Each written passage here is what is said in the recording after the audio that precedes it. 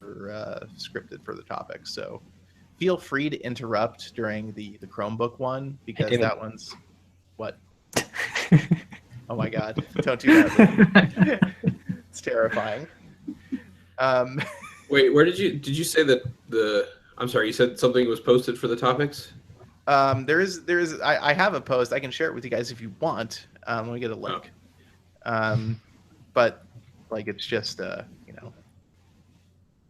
very basic. There's some scripting in there. That's most of what it is. Okay. All right, we are live. We have some viewers. I'm gonna socialist now. Did I already socialist? I've done that. Not even thinking. Maybe not. No, I didn't. Okay, I'm gonna socialist real quick. We can do the standard intro for now. Okay. But yeah, we'll talk about. Are you gonna take the lead on the change part? Yeah, I think so for this time, just because I've already written everything out. Then here, link. Sorry to all 8 of you watching. It's having some very annoying technical difficulties that I created, just like the good old days. So I'm going to hit the social button. And we are live. I'm going to hit start record. All right. Looks like nothing is broken right now. Not yet. Yes. All right, Ninja Chat. Oh, I should probably pull up the chat too.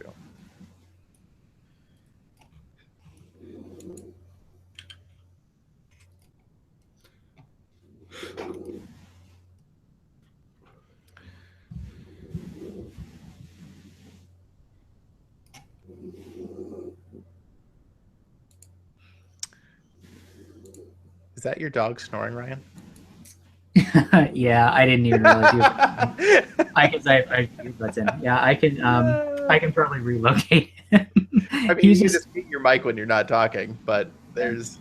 I will try to set him down. He's just like, he's blind, and when he gets anxious for human attention, he just runs into everything in the office until I pick him up. So that seems to be an effective attention-seeking behavior for your dog. Yeah, it works because here he is. Okay, well, I'm gonna set him down and try to, get back over here without a snoring dog.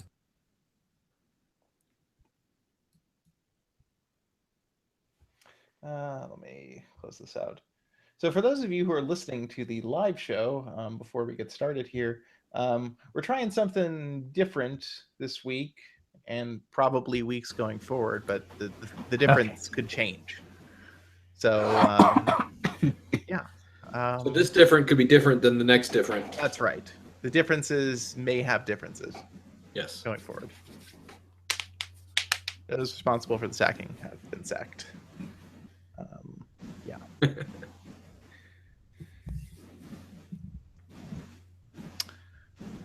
I'm getting white noise from somebody. I'm getting it too. I don't hear anything. Let me mute myself. Test. 1, 2. I'm still getting white noise. I will mute myself. Test. 1, 2. It's Ryan. It wasn't doing it a second ago, was it? Test.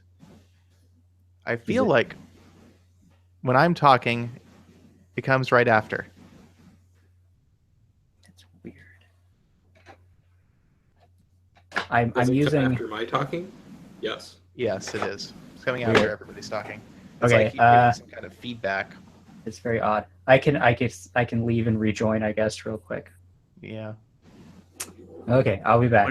What if this was the snoring sound the whole time?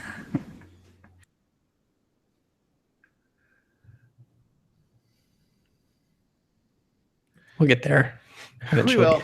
It's just like we're starting all over again. It's not me this time. It's weird. I'm back. Or is there still... Test. 1, 2. 1, 2. 1, 2. Test. It's still there. It's quieter. Hey, unplug your earbuds for a second. Test. No, it's still there. That's real weird. It's Did that do anything? No. No. Didn't you hear him? He said it's still there. All right. Well, hold on. Let me stop the recording for a second, and then let's see if we can. What I'll probably do is just edit it out. So let's just everybody be quiet and get the white noise so I can set this baseline.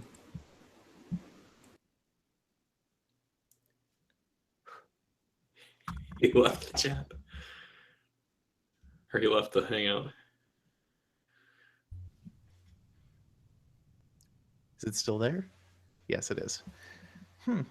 That's really weird.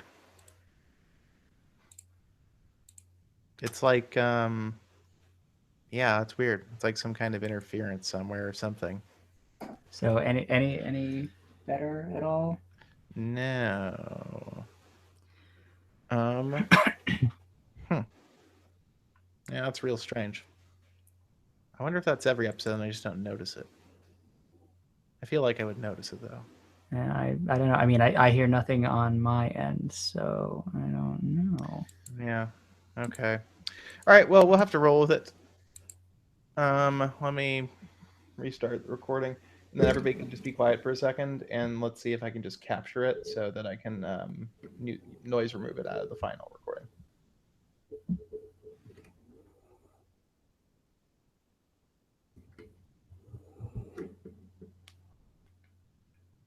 Test. Anything? It's gone now. You know what I think it was? I had my microphone in a slightly different place this week, and it was closer to the light that I had behind my monitor that I use for a podcast because it's not orange. Mm-hmm. And I think it was probably just picking up a hum from that. Weird. Mayhaps.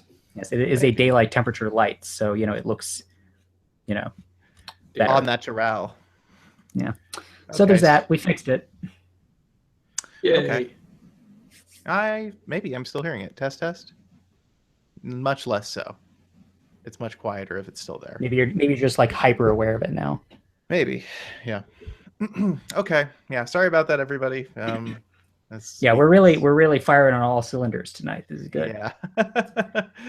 Okay. So we're ready for an intro, I think. Finally. All right. Welcome to the Android Police Podcast, your weekly audio source for all things Android. It is Thursday, January 26, 2017. I'm your host, Matthew Smith. I'm David Ruddick. I'm Liam Spradlin. I'm Ryan Whitwam. So we're doing something different this week, and probably for weeks going forward. So basically, we're looking into ways we can change the show, and I'm not really sure how much we want to get into the why so much as we want to talk about it a little bit. So, we're going to be considering some big changes to the show going forward. As a lot of you, or some of you, or maybe very few of you know, we're closing in our 250th episode, which is a lot of podcasts. So if you've been with us that long, you've seen or heard the cast and format change over the years. I guess it's been years. That feels weird to say, over the years. And we think 5 of them, David. 5 years. 5 years. That's incredible. So we're thinking it's time to shake things up a little bit, and these changes probably won't happen overnight. We're going to try to move fast and be open to a lot of different possibilities in terms of what we can change about the show and where we go with it. We have some ideas right now, and we're going to talk about some of them, I think, tonight, just maybe really generally. But we do want input from you, too. So we'll discuss that in a bit as well, I think. But right now, we've got some ideas on the table, and I guess this is a very meta topic for the show, and we don't want to sit on it too long, but at least we want to have a brief discussion about maybe some ideas in terms of format change, especially. I think we all have we're all kind of nearing a very broad consensus on maybe where we want to take the show. in terms of, kind of topical structure. So, I mean, I guess I can start by saying that we want to probably reduce the number of the number of things we talk about in a given week. Right now, we're in this kind of limbo between being a news podcast and being a discussion podcast slash entertainment podcasts occasionally. And I'm not sure that that's something that's working for us as well as it could be. And I'm not necessarily sure that that format is something that just generally, given the subject matter we discuss, is something that really a huge ton of people are interested in. So we want to cover fewer things probably per show, and we really want to try to let discussions be more natural and really get into the nitty gritty on some topics rather than having to fly over certain things, because we feel like we have to get through this big list of stuff. Yeah. So like fewer things that you can just read on the website and get the same basic information that we would relate to you in word form. Yeah. And I think that that's probably a driving goal of the changes that we're going to try to make. Is we don't want the show to be basically an audio feed of what you see on the website.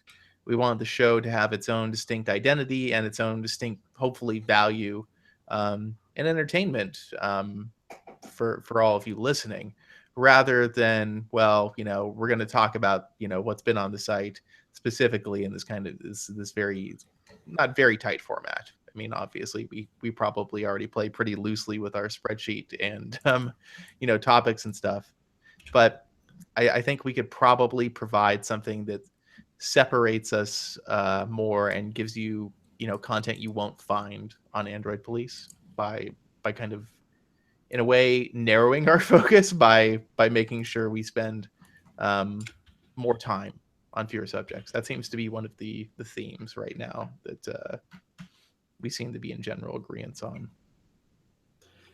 Great. So, we don't want to spend too much time on that because it'll get real boring really fast, and we're still talking about it a lot, and we still have a lot of decisions to make. But this first episode of format change is really experimental, and it's something that we're probably going to tweak a lot, that we're going to mess with, see what works, what doesn't, and just kind of generally feel our way through it for now. There might be some points where eventually, maybe if we decide to make some major changes, we'll give you a more specific, sense of what's going to happen. But for now, we're going to. This week's show is going to be mostly about structural change. So without further delay, we're going to actually get into the good stuff, and, well, hopefully it's good stuff, and start talking. So the first topic this week, and we're going to be doing two. We're going to discuss Chromebooks. So Chromebooks are one of those Google products that I think almost everyone initially, and myself included, thought were either dead on arrival or were a very silly Google experiment that didn't make any sense. The very first Chromebook was announced now over 6 years ago, if you can believe that. And I'm sure a lot of us remember it. It was the CR48. It was actually the first laptop Google ever built, and it didn't actually have any Google logos on it or anything. It was just a blacked out plastic generic laptop. It was like something you'd find in a model home. You couldn't even buy it. You just had to be lucky enough to get one for free. Yeah, and I actually got one, luckily, because somebody on social media posted a picture of a QR code from a slide during the press presentation, and I snapped the QR code on my phone, and it led to a Google form to order the laptop. And so I ordered it, and what do you know? 2 days later, there was a CR48 waiting for me, and I was very excited to get it. I was like squealing because it's like, wow, I completely by chance won a laptop. Essentially, there was so much hype for that. It really was. People like made websites to try and figure out like which zip codes the shipments were going to, see who was getting them. Yeah, people were very, very much stoked. But 6 years later, Chromebooks are now the #1 laptop for education institutions. They're hugely popular with regular consumers too because they're so inexpensive. And Google's even built a couple of Chromebooks of its own with Pixel, the 2013 and then the 2015 model. And the latest development with Chromebooks has been really Android apps, and especially the upcoming changes in terms of Nougat, which will allow you to use freeform mode, which would, in theory, make Chrome OS even closer to kind of a desktop operating environment.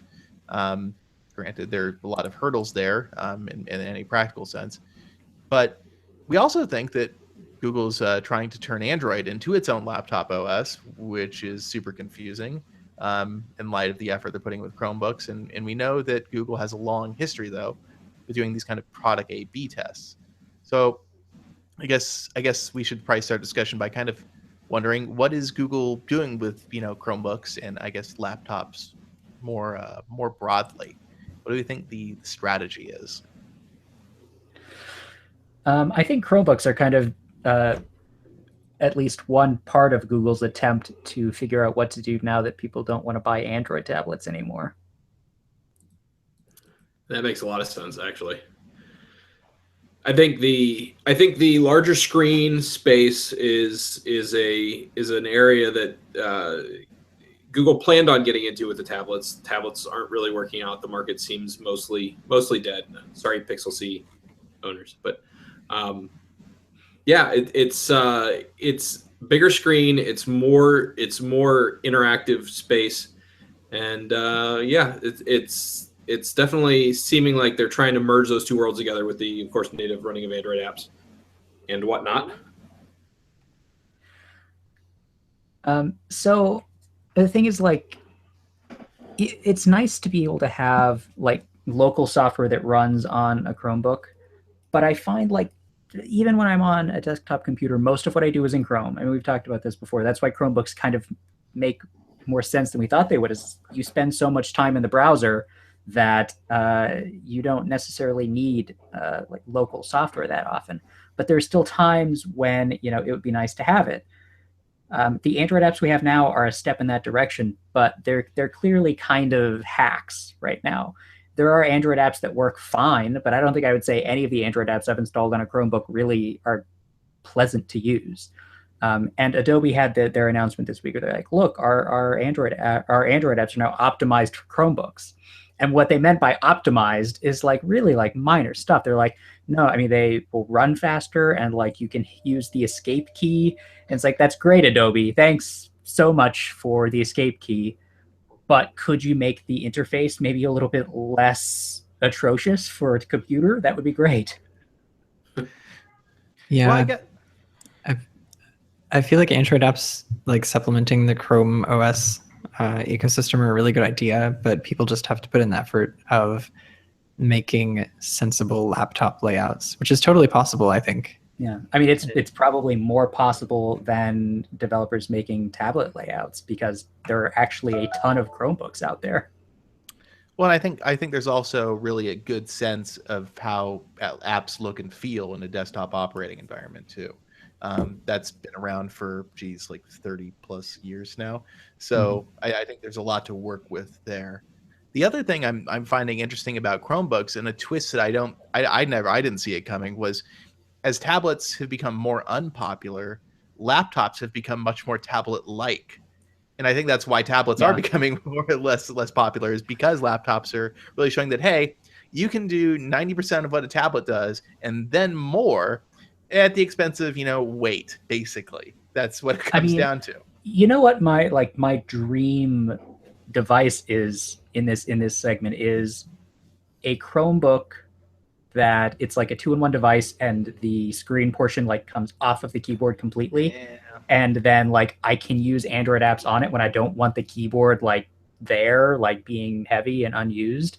But then it's got a real like laptop keyboard that I can attach to and do desktop operating system type things. I thought you were going to say a pad phone. I would also like a pad phone running Chrome OS if somebody Oh, could the make pad that. phone concept. It still is one of those things where you look at it and you're like, it's a pretty nifty idea. And then in practice, it's like, it's a mess. I mean, I think I reviewed a pad phone once. Pretty sure that happened. As I recall, it was bad. It was like the pad phone X or something. Yeah, I think so. It's like an That was the AT&T last one that came variant. out. Yeah, it came out on AT&T. Yes. I remember that. Yeah, it was. I remember when they announced that, everybody was like, "Hey, this is a great idea," because they announced it when gingerbread was a thing, like gingerbread and honeycomb, and Asus was like, "So this is going to run a future version of Android that will work on both phones and tablets," and everybody's like, "Oh, perfect! This is what we've been waiting for," and then it was not what we were waiting for. It was not.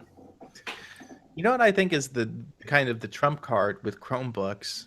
Sorry to use a T word, but it's the fact that right now, like I said earlier, they are the most popular laptop in basically grade school education in the United States. I know that's not true everywhere else in the world, but in America, it definitely is, because they're so inexpensive and they're really easy to administrate. Google's gotten those two things down, and those are two things that matter a lot in schools. So what I think is going to happen is, as these kids who grow up using Chromebooks become adults and buy their own laptops, I think they're probably going to really look seriously at Chromebooks. Yeah. Because honestly, you kind of tend to go with what you're used to. It's a valid, So, I guess I would say, as devil's advocate, as a child of the 80s, I grew up using Apple computers in my schools and grew up and bought Windows computers. I grew up using Apple computers in my school, but I used Windows at home. I mean, I assume Matt, you came of age in like the 90s. True. And Apple computers in the 90s were not very good. Well, and the other aspect of it was, when I was using Apple computers at school, there was no computers at home. Like, there was no computer here. Yeah, I mean, like my most of my schools had they still had like those old Apple computers with like I think they were like Apple IIs still for a long time. Yeah, and they were all over the place. Like, they were in all the computer labs. And then like 5 1/4 inch floppy drives, baby. and then Windows was the thing that everybody had at home, because like nobody really had Mac computers at home anymore. Yeah, I mean, when I was growing up, I had at home, originally we had DOS. My first computer was a Tandy 3000. Amazing. Yeah, Wow. It was a good computer, actually. It ran some very good floppy games, like Wheel of Fortune. I loved Wheel of Fortune on my Tandy 3000. It was like I was in the TV. But after that, it was definitely Windows. We got an IBM PC with an Intel Pentium 1 processor, and that was with Windows 95 at the time, and that lasted us for ages. It was a really expensive computer when it came out at the time, and oh god, we used that thing for years on our 14.4 dial-up connection. And that's what I grew up with. I mean, I grew up with that. Getting back to kind of the original point, I think, David, the takeaway is that when you were coming home from school and getting on the Windows computer at home, that was probably because that was what your parents used. Yes, but I also think that the difference now versus then is that kids have been exposed to, especially to operating systems at generally a far younger age and far more pervasively today than maybe 20 years ago. I also think that maybe it's not even just about Chrome OS. It's more like exposing children to Google, Like, I think that's part of the strategy, right? I'm sure that's Google's primary interest. They could care less if people decide to buy some other device. I mean, Google's not making a huge amount of money on people buying Chromebook hardware. They're making money on people using Google stuff. It just so happens that Chromebooks are a lot better at, and faster at getting at Google stuff. And those kids, when they come home from school, even if they are using mom and dad's Windows computer, they're probably loading Chrome on it. Yeah, I mean, if all of their school stuff is in like the Google education tools, then yeah, I mean, they're still living in Google's ecosystem. Well, and I don't even think they're probably using the computer at home. They're probably using a phone, and that's what or a tablet if they're younger kids, maybe. Or bringing their Chromebooks home from school. Yeah, exactly. Exactly. And, a lot of what they're doing is there's kind of, for schoolwork, the thing that Chromebooks are allowing is to liberate what has always been basically the foundation of OS X and Windows control over student computing, which is word processing applications. Because if you can do it in Google Docs, and now you have Office Online too, that's a thing. Once you can do it all in the browser, there's not a lot tethering you to the operating system anymore as a student, at least. Professional applications obviously are going to be very different, but as a student, you really don't need much. You need something that can print out a Word document, basically. Yeah, I mean, and the cool thing about Chromebooks, especially in schools, is that you don't have to use a specific one. Like, you don't have to have your Chromebook. Like, you just log into a Chromebook and it gets all of your stuff. I have a friend who's a teacher who says that's like, they use Chromebooks, and she says that's like a huge deal, is they don't have to keep track of whose computer is whose. Everybody just grabs a computer. Yeah, and that's something I'd not even considered. But yeah, that makes another great reason why probably Chromebooks have been so successful in education. Yeah, I mean, and so like, if you have a Chromebook at home, you can just log into it, and it's all the same stuff that you had like if you were at school doing your school stuff. You don't even have to take that piece of hardware home. And I think with Android apps, what I bet Google's hope is, at least on the education side, is, well, a lot of these kids have already been exposed to a lot of these popular applications, especially if you're looking at games. If you can put games on a Chromebook, I think that's probably more important than we would personally give credit to, because honestly, I could care less. But for kids, if they can play one of the games they play on their phone, on their Chromebook, on a bigger screen, with a longer lasting battery, and then keep their phone next to them if they're like chatting with friends and stuff, or chat with friends on the Chromebook, if the Android apps work on it. I think there's a lot of potential there, and it's not something I really considered when Google initially announced Android apps for Chromebooks. So something to consider though is, so the Chrome OS stuff, I mean, it was built from the ground up to sync between devices. I remember Google's first, like, their YouTube ads for the CR48. They're like, look, we broke this Chromebook, and now we just pick up another one and log in, and it's all there. Like, that's been the point the entire time. But Android apps are traditionally not good at that. Yes, like the syncing of data between Android devices is it's really bad. I mean, they made it, I think, what was that, Marshmallow, when they added the backup thing, the auto backup stuff. And like, that's okay when you log into a new device, but if you're using two different things, they don't share the same data. There's no way to like have that just magically happen. I think that's something that I would really like to see Google improve if they're going to really push Android apps on Chromebooks. It just seems kind of weird that you would log into a Chromebook and all of your Chrome stuff syncs, but any of the Android app stuff that you've been doing on one doesn't come over to the other. I've always felt that Google's kind of apprehensiveness about app sync has essentially been, Google wants to get to the point where essentially all of that can be pulled from the cloud in the snap of a finger, and you don't have to worry about devices actually talking to each other or anything. And I think, there's gameplay save states supported on Play Games. App backup in the cloud, that's seen a much rockier take up than I think Google would have hoped. I think a lot of developers are probably opting out of that for various reasons. I don't ever see it.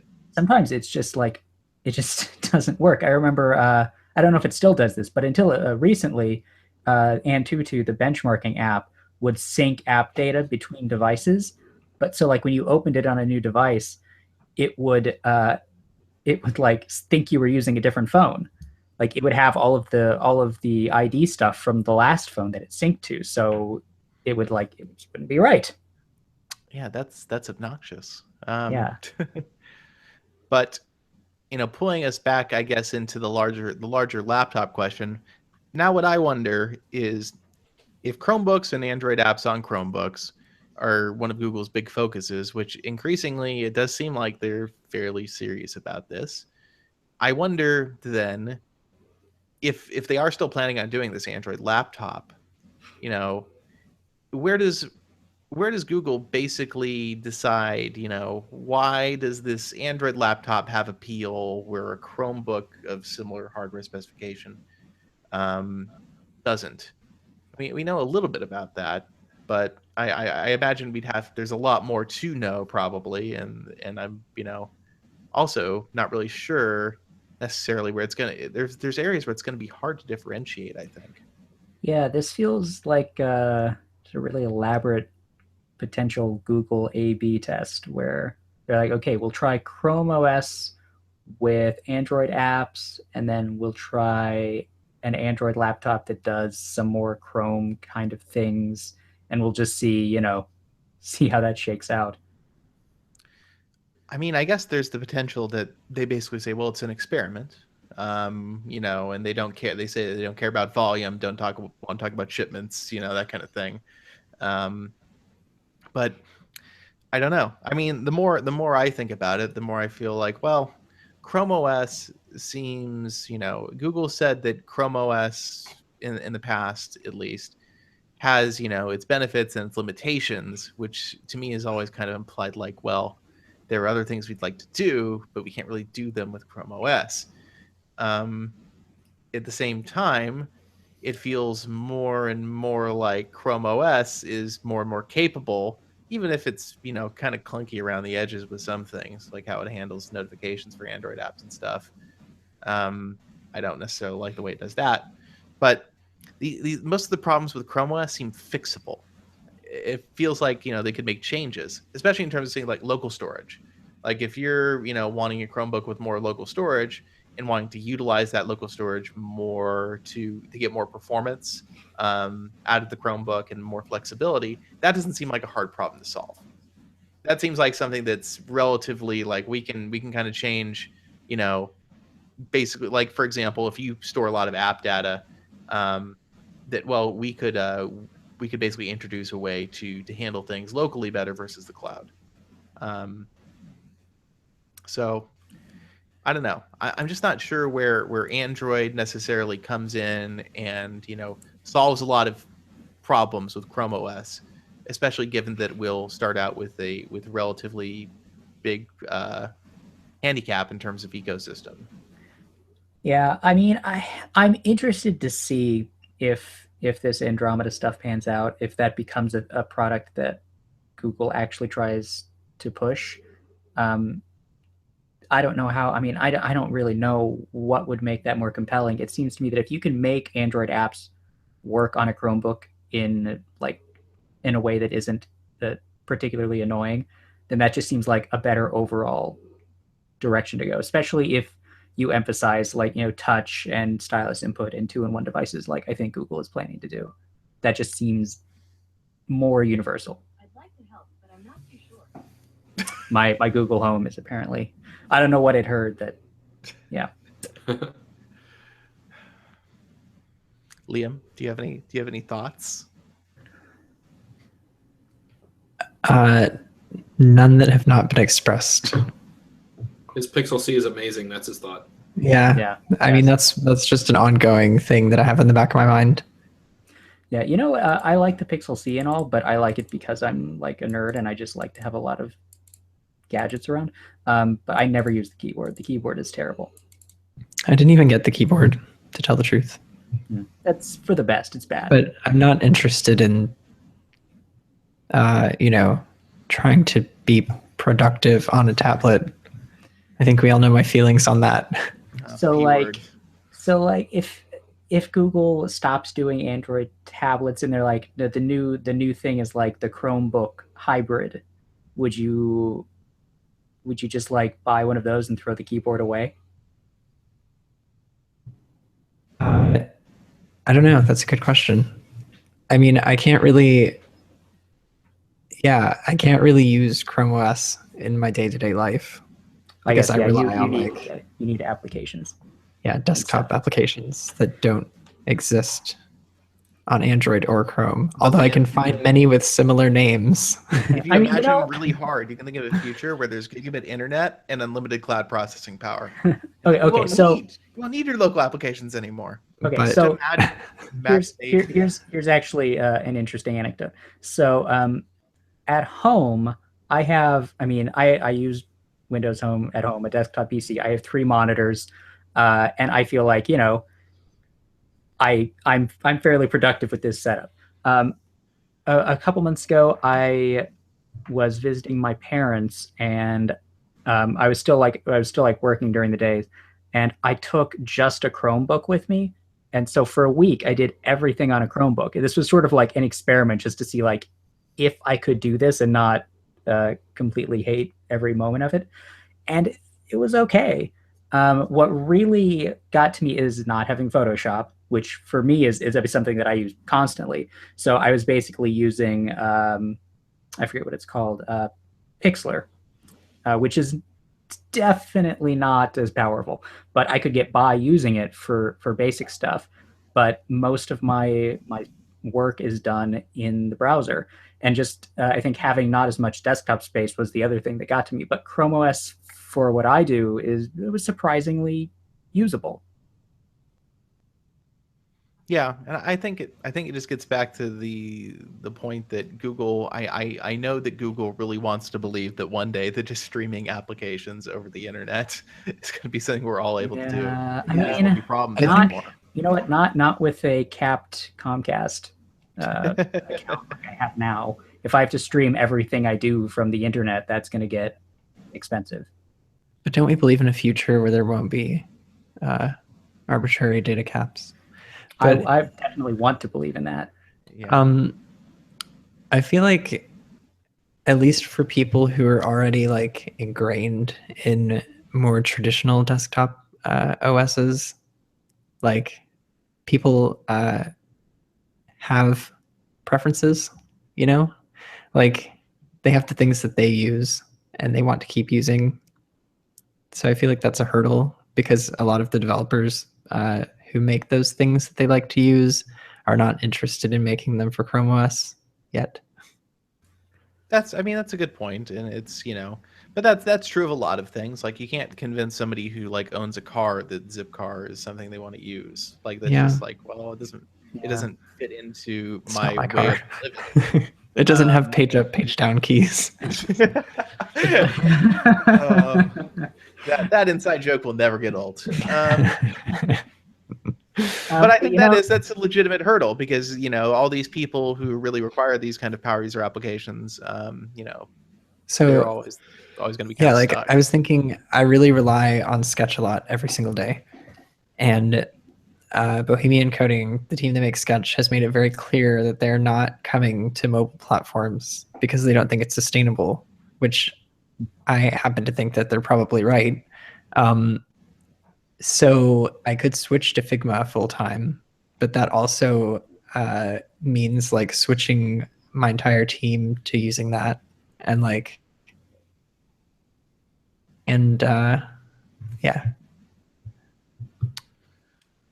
Yeah, and in terms of, I guess the other thing is there's also kind of a, in terms of people who use, who are kind of mobile first or who, using Chrome OS, there aren't a lot of things that cost money on those platforms. Generally, most things are free. So I kind of feel like that's another significant hurdle. There's an economic factor there. I every now and then I come across like a paid Chrome thing, and I'm like, why would I want this? To tell the truth, I'm not even sure how I would pay for that. Like, what does that use? I don't know. I think it uses Google Payments. Money.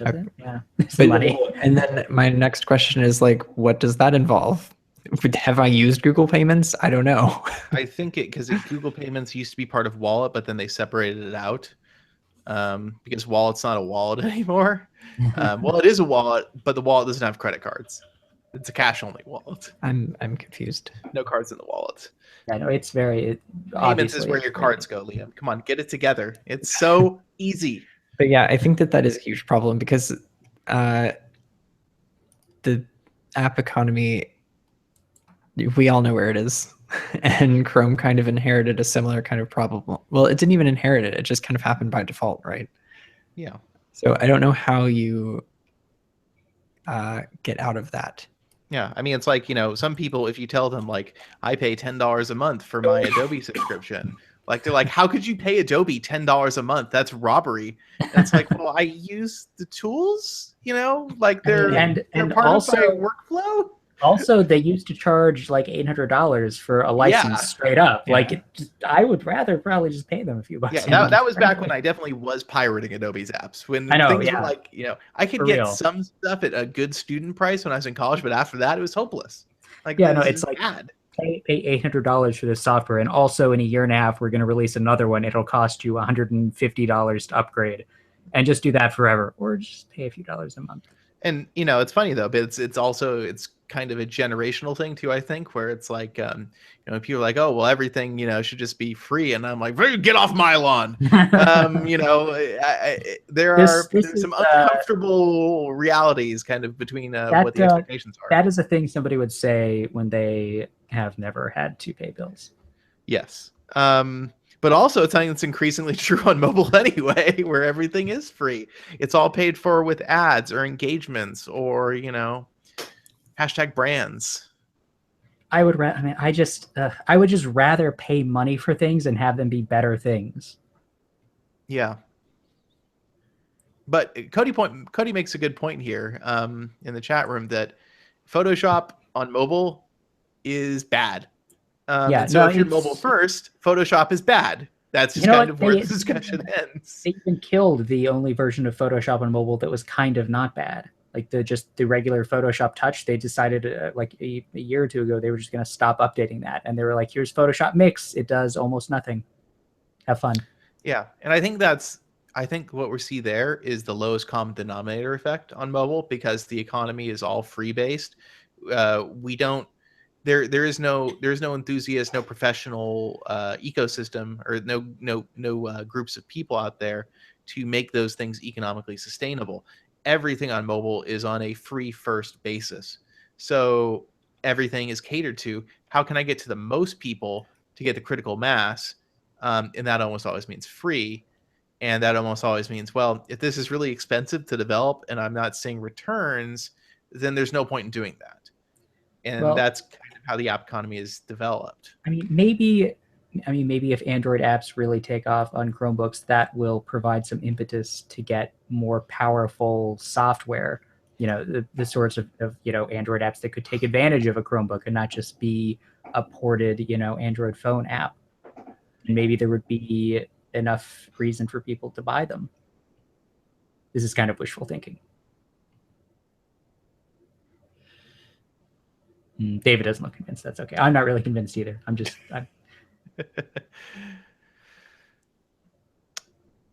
But I guess that's. I feel like we've exhausted this topic. It was a good. I don't know if we ended on a really conclusive note to talk about it. No, it was talked.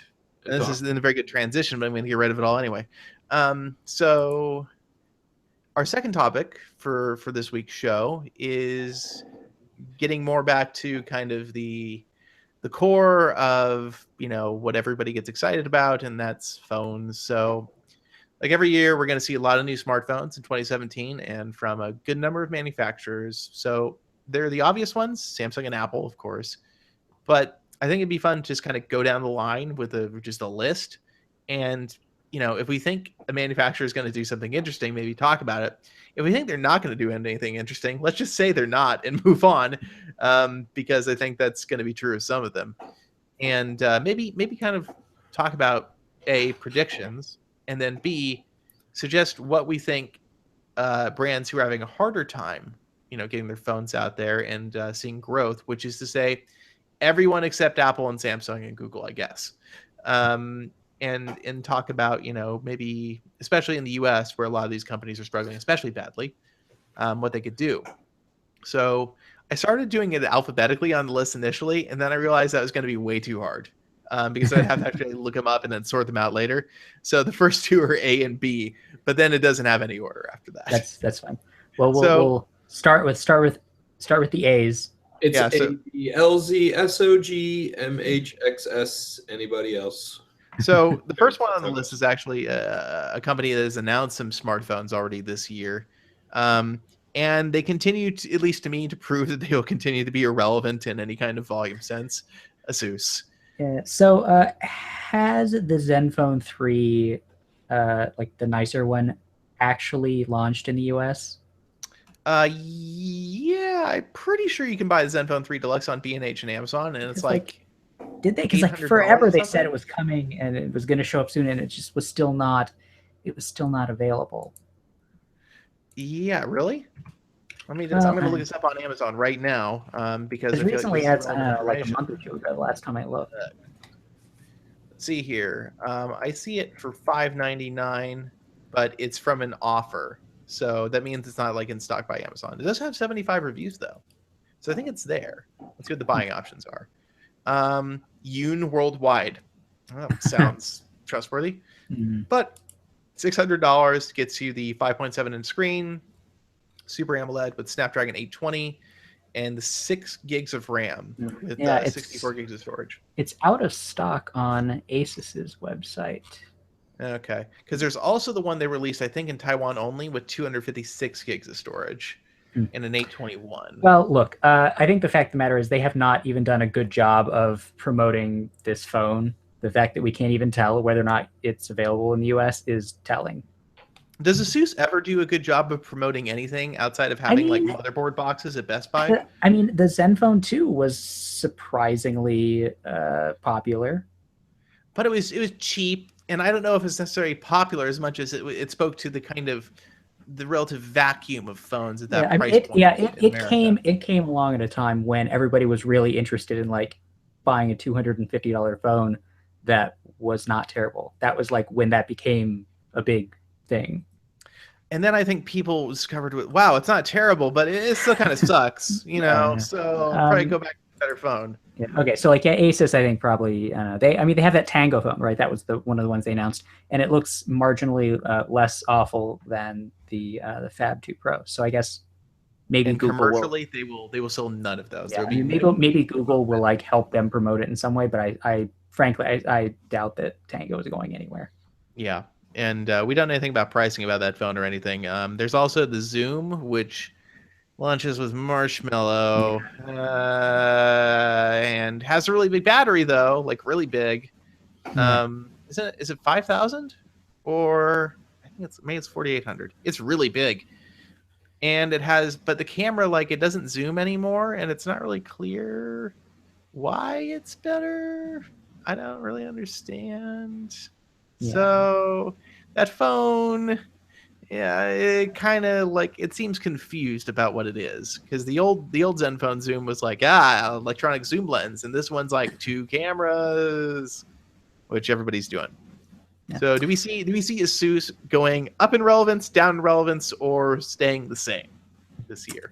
I think they will continue on in the way they have been. They will continue their irrelevance. Yes. Yeah. I think we are all agreed on Asus. Yes. The second item in the list, which is a B, is BlackBerry, and we already know what BlackBerry's first phone is this year. It's not a BlackBerry; it's a TCL phone.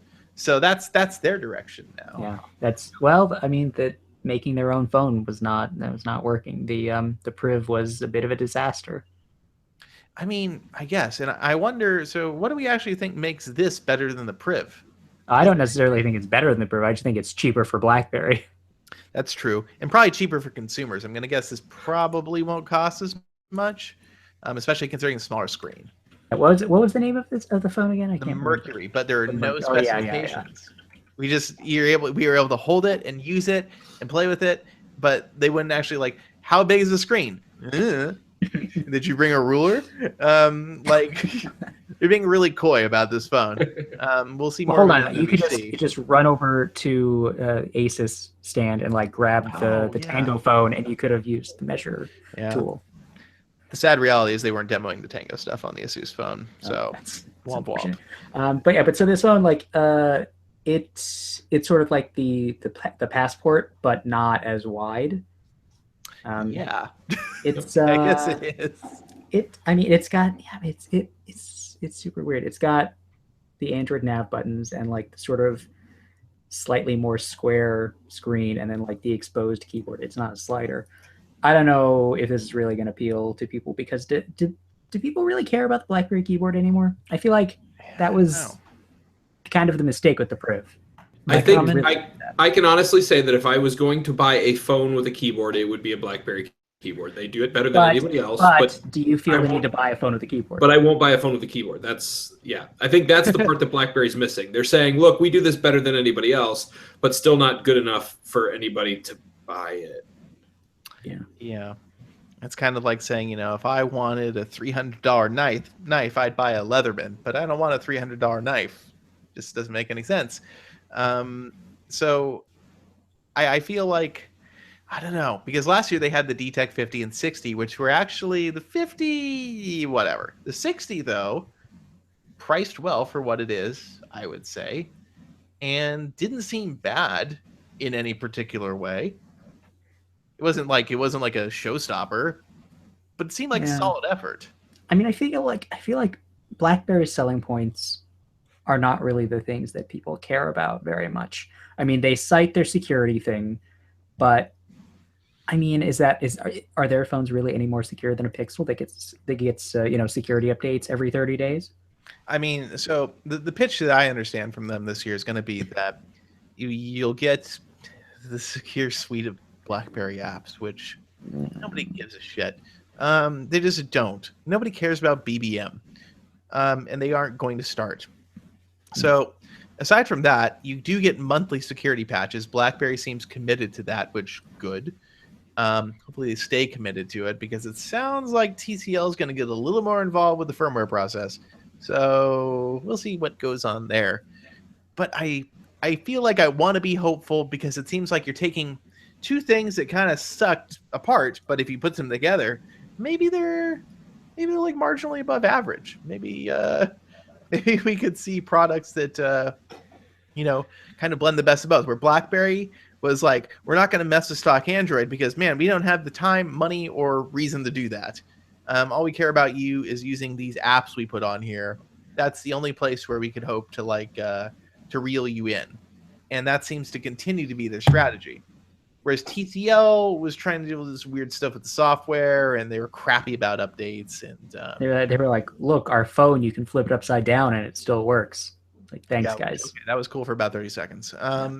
Maybe less. And so, but TCL seems to be a very competent ODM. Definitely. They definitely design phones that are not at all bad looking, a little generic sometimes, sure. They seem to have their components down. The cameras on their phones could use some work. That's one area where I feel like they've been a bit of a letdown. But overall, I feel like in terms of building a phone, they're pretty good at that. And so if you take BlackBerry's relatively not offensive software and mix it with TCL's relatively not offensive hardware, and then maybe you get a phone that's not particularly offensive. But yeah, I don't know if this is that phone, though. I mean, yeah, I don't think this one will work out. But if they built a new device for BlackBerry that was meant to compete more directly with other phones, that wasn't like, hey, look at my keyboard, I think they could probably produce something pretty cool, because the DTEC 1560, those are just recycled Alcatel designs. Yes. So I mean, if they make something new, it could be good. So I think BlackBerry is either going to go up or go down this year. This is like the make or break for them. I agree with that. Definitely. Is anybody willing to make a more bold prediction? No. Nobody wants to make a more bold prediction.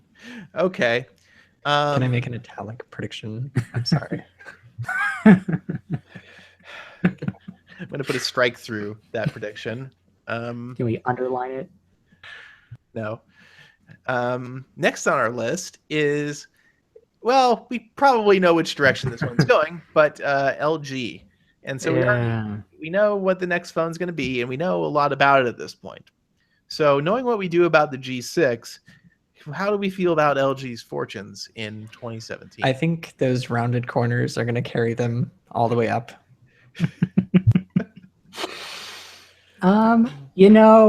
Frankly, they've got nowhere to go but up. I mean, the G5 was disagree. There's still a lot of down to go. I don't know. Look, they sold like 5 G5s. Like, that's an exaggeration, but I don't think it's actually much of one. But all the friends. And oh god, The friends. they look, just by not doing that again, they're showing improvement. I mean, I guess. So I would say there's still plenty of down to go. LG could start losing carrier deals like HTC did, and from there, HTC like rock bottom came real fast.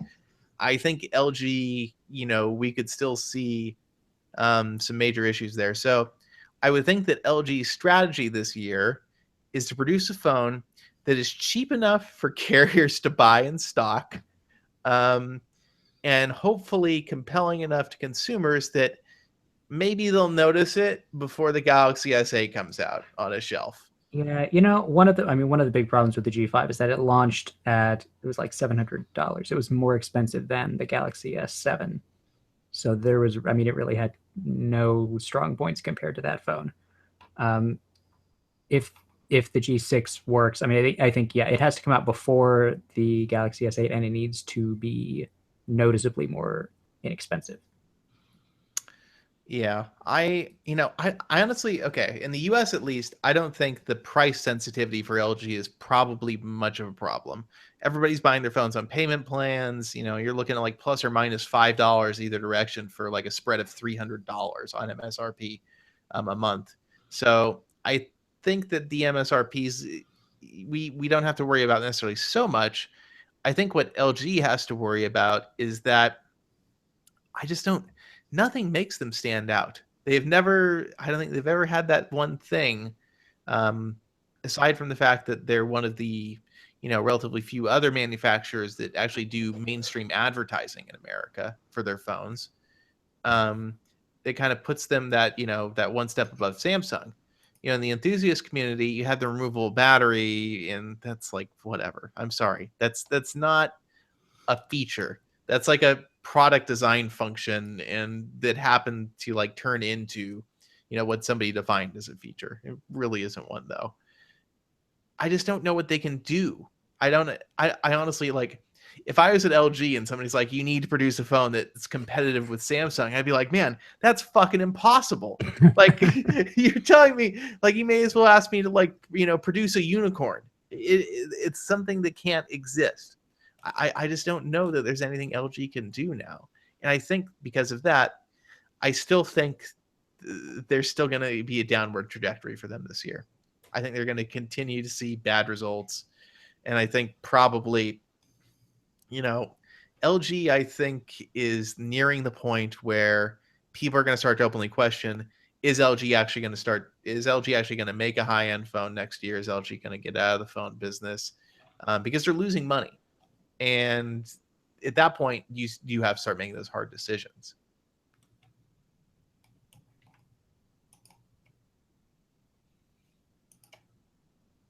I have nothing to add to this. I just want to note to the listeners, like, comment, and subscribe if you think David's wrong about removable batteries. and definitely send us an angry email. Okay. Subject line, F you, David. All right, so let's barrel through the next handful here. So ZTE, do we picture ZTE doing anything to increase the relevance this year? Definitely not. No. I definitely don't think so either. I think the Axon 7 was like a good effort, but not like one that had any like substantial market impact. Like, it got some fanboys. That's what ZTE did. Yeah, and the variants of the Axon 7 were a snooze fest. Yes, they were. The Axon 7 Mini was not good at all. Samsung, we know the S8. Do we think Samsung's going to become even more dominant this year? I think they'll probably just continue on doing their thing. They will experience probably minimal negative impact from the Note 7. Yeah, honestly, if they don't make any more flaming jelly rolls, then they are already going to have a better year. I agree with this assessment. I feel like the S8, based on especially the leak we saw today, knowing what we do about the bezels and everything, like, I think this thing's gonna, like, they're not gonna be able to make enough of these. Yeah, although the fingerprint sensor is in a stupid spot. Oh, it is in a stupid, dumb, unbelievably moronic. Like, what were you thinking? Place? You must. Okay, the only way you could use this this fingerprint sensor comfortably is like if you have a thing longer. From Futurama. That's a required accessory for using this thing. Yeah. So I feel like Samsung probably, if that's what we're getting, they can do no wrong. Unless they, like Liam says, unless the phones literally blow up. I think it's going to be a banner year for Samsung in 2017. Yeah. Although we will probably hear about every Samsung phone that blows up for the rest of the time. Yes, we will. We'll hear about all of them. Somebody's like Galaxy Mega 6.2 is going to blow up 3 years from now, and there's going to be a story about it. And like CNN will report, Galaxy S10 blows up, and then they'll update it an hour later. Actually, it was a Galaxy Mega from 5 years ago. Sorry. Yes, exactly.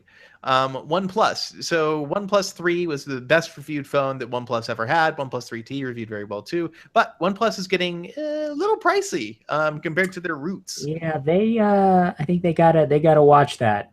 430 for the 3T is pushing it. Like, I think that's still a good deal for like a mid-range priced flagship, but if they start like creeping up to 450 and 500, I think that's going to be a mistake for them because their phones are all sold unlocked and they don't have financing that I'm aware of. So people just have to pay whatever the phone costs. I think if OnePlus could get financing, I think that could be a boon to them in the United States, especially.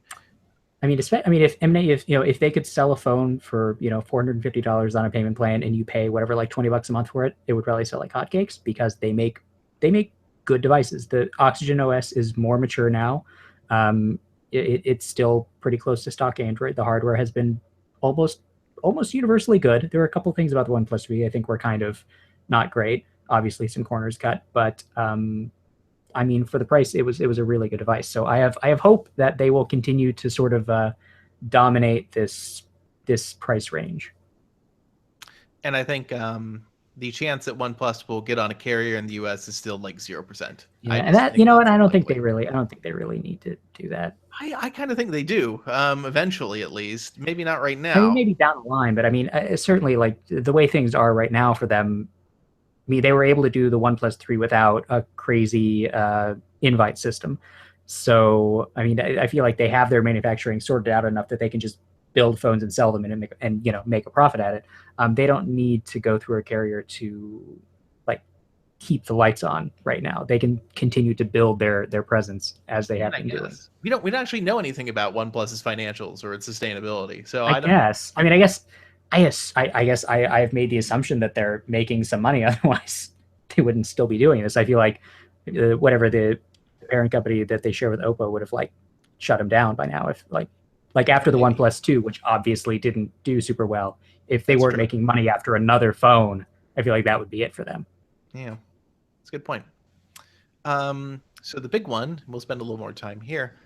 What do we think Google probably should do with the next generation Pixel, and what do we think's likely? I mean, light bars everywhere. Oh God, they need light bars so bad, and water resistance. Yeah, that too.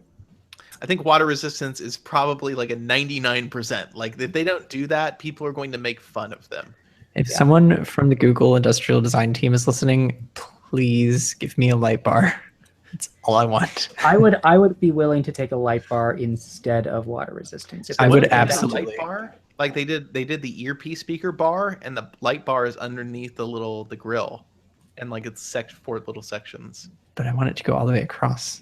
Oh, well, that seems like a very high level of cost. It should be a few lines of code. It's easy. What if it's my review? What if it's just an entire light bezel? That might be too much. Too much?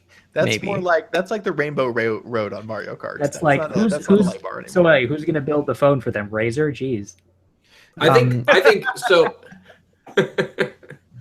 I think that Google is going to continue the long tradition of bezels on phones. They're going to carry that banner well into 2018.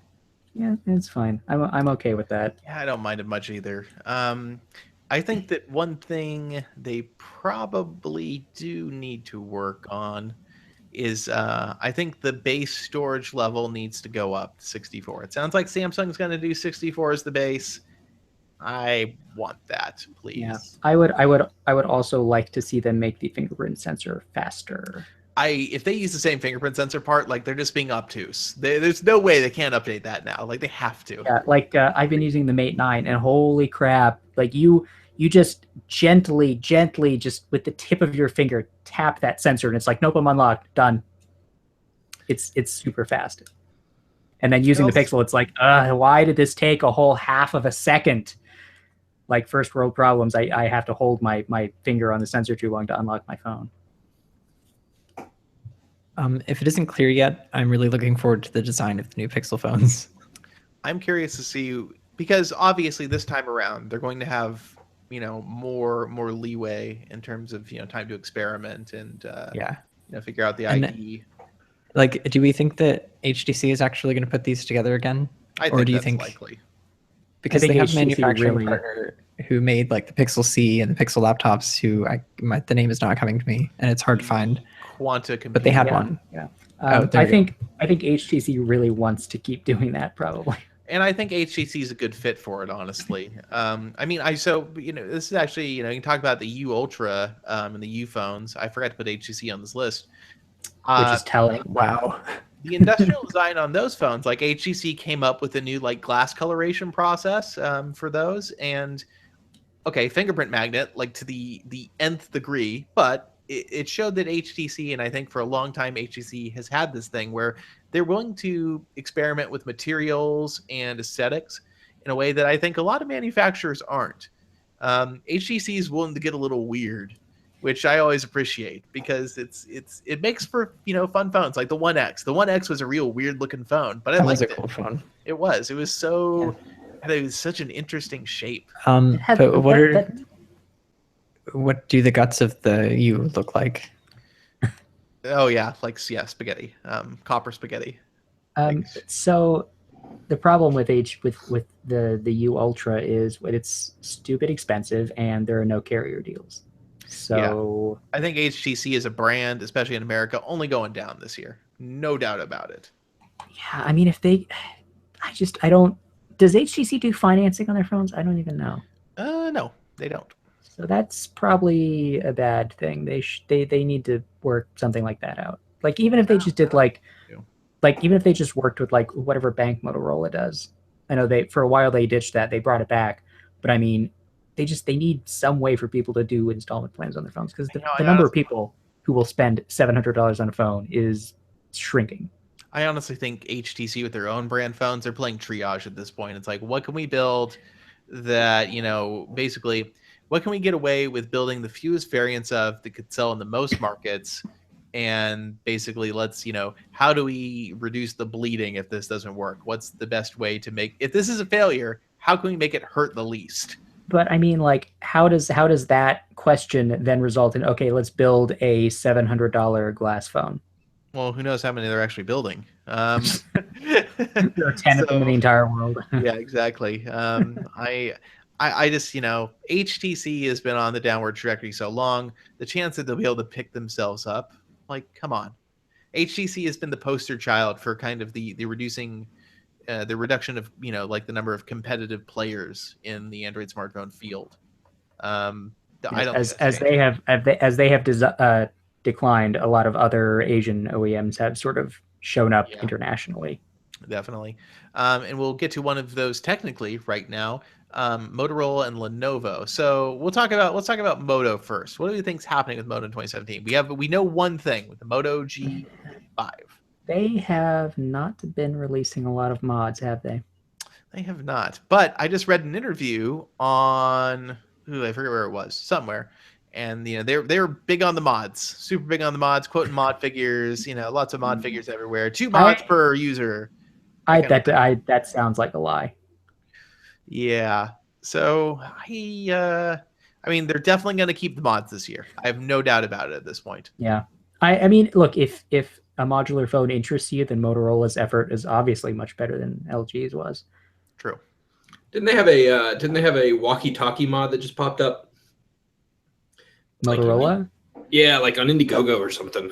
Oh, that's one of the concept ones? Oh, yeah, probably like a third party was like, hey, we could make that sounds stupid. Why would you want those Indiegogo ones are going to be universal failures. I think. But like, wait a minute. Idea. So it's a walkie-talkie for your phone? Why? Yes, literally. Your phone already does the same thing a walkie-talkie does, but it does it better. It's like those Nextel push-to-talk phones. I just don't. I I'm gonna look this up just so I can Yeah, make I'm myself. sure all like 80 people who are still yearning for push to talk are going to be very excited. Yeah, really. You know, if push to talk was actually that in demand, trust me, Sprint would have like 1 million push to talk phones. They would be all over it. I think that, okay, I'm very pessimistic on the mods concept. I will give Motorola the credit for at least they're trying something different and they're sticking with it. It seems like. Yeah, but the Moto Z was just it's just disappointing. Yeah, it was a very meh phone overall. The Z Force was good, but super expensive, and the appeal's very niche. Yeah, And then I mean the Z Play was very good, but it's only that's like available the best on battery life Unlocked of or any phone Verizon. last year. It was crazy good. Yeah. But then like I mean, who's really gonna buy mods? That's crazy. Yeah, especially with some of the ones they've come out with, which have just been stupid dumb expensive. Like the Hasselblad, which was super expensive and bad. Yeah, it was a bad camera. And the projector one, like everybody I show that to, like, oh wow, it's really neat. And I'm like, it's $300. I'm like, oh, right. Yeah, they're like, oh, that doesn't come with the phone. I'm not interested. Yeah, exactly. So I don't know. We'll see what happens there. I think in terms of the Lenovo side, or first I'll say Motorola. I think they still have a strong relationship with Verizon. I still think that's Motorola's like that's their. They will make a new Droid phone this year. I think that will that's happen. their core competency, and I think that and that's not going away anytime soon. They will probably again hobble the unlocked version of whatever phone they make. I think Lenovo is in a straight up tailspin with their phone brand. I think the Fab 2 Pro was the first phone they've released in the US, at least in a very long time. And it was dumb. It was dumb and bad. And Google should not have let them build the first Tango phone. That was a very interesting choice. I don't know if there's any space for them to make a phone for the US market. I just don't know where they would fit in, and I don't think they're really doing particularly well in China anymore either.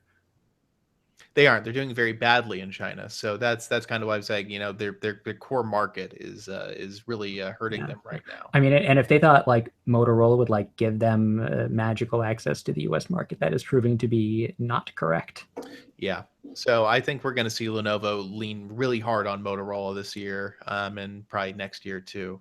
I think that's where we're going to see that go. I think Lenovo as a phone brand is probably will die eventually. If Lenovo had just like leaned on Motorola when they first bought them, or like, okay, you do things, maybe they'd be in a better position right now rather than screwing everything up and then saying, oops, can you guys fix this? Yeah, because Motorola had a significant Chinese business before Google bought them and dismantled it. So it's not like there's no brand recognition for Moto in China.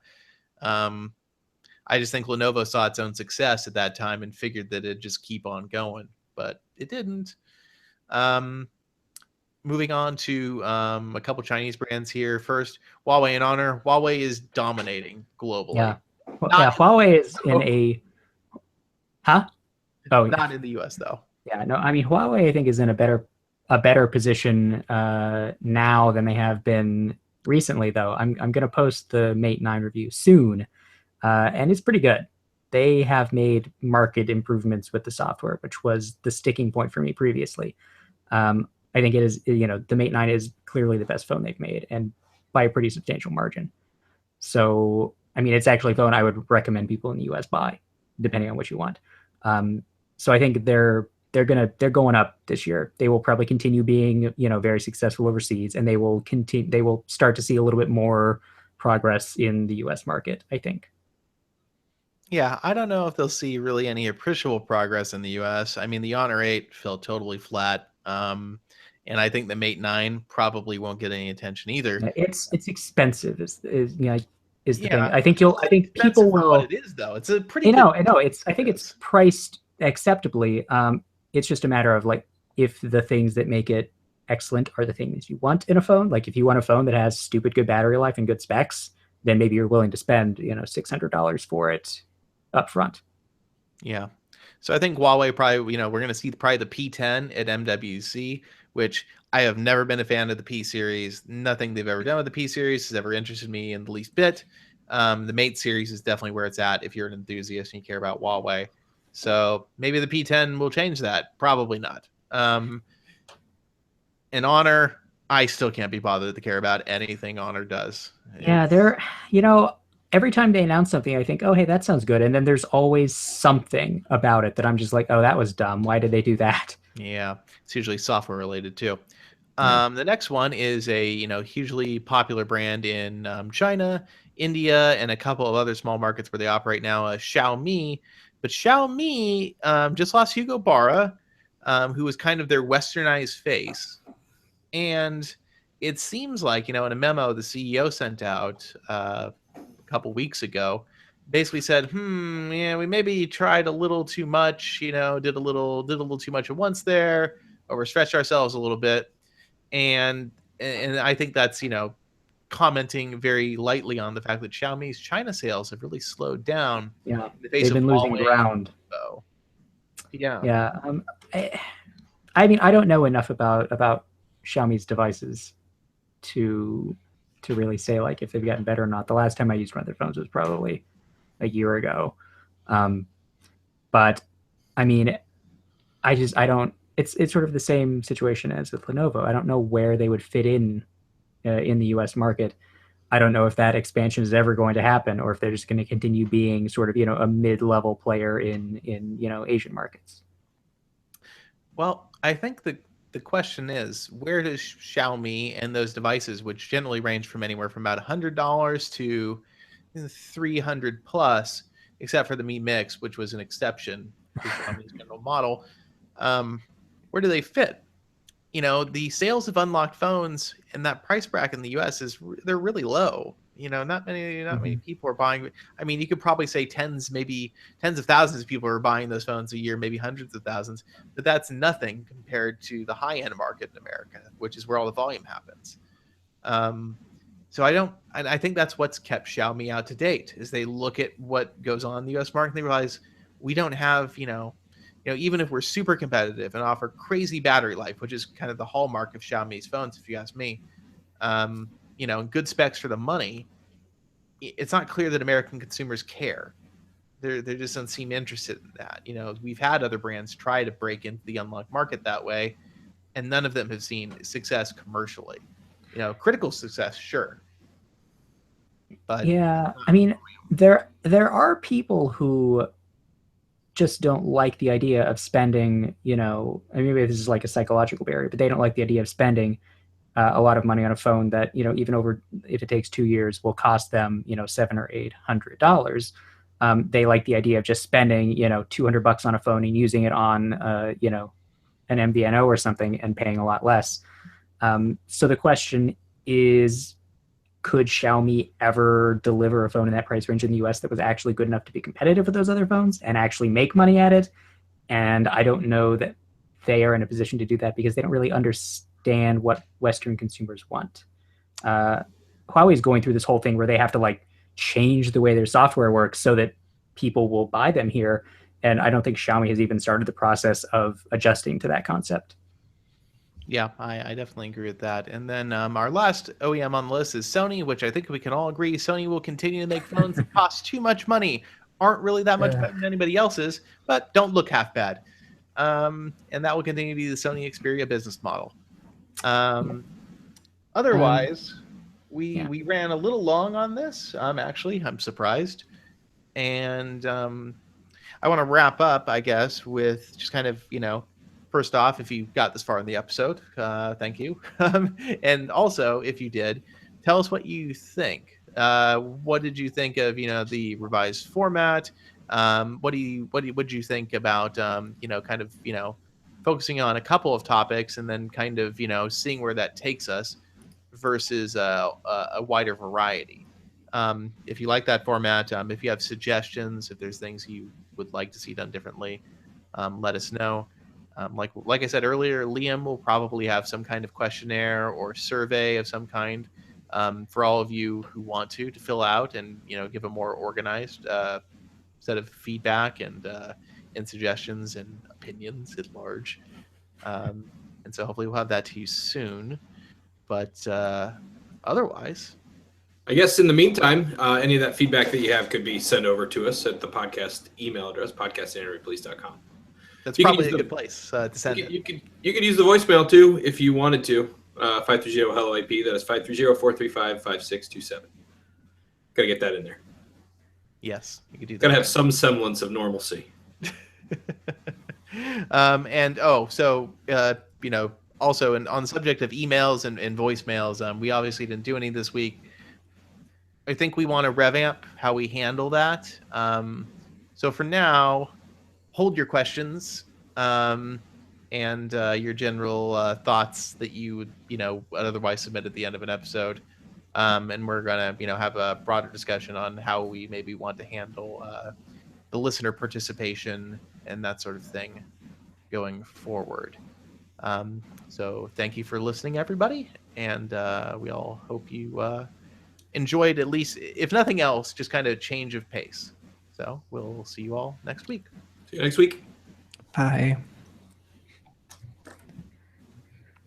Okay, and that's the broadcast. So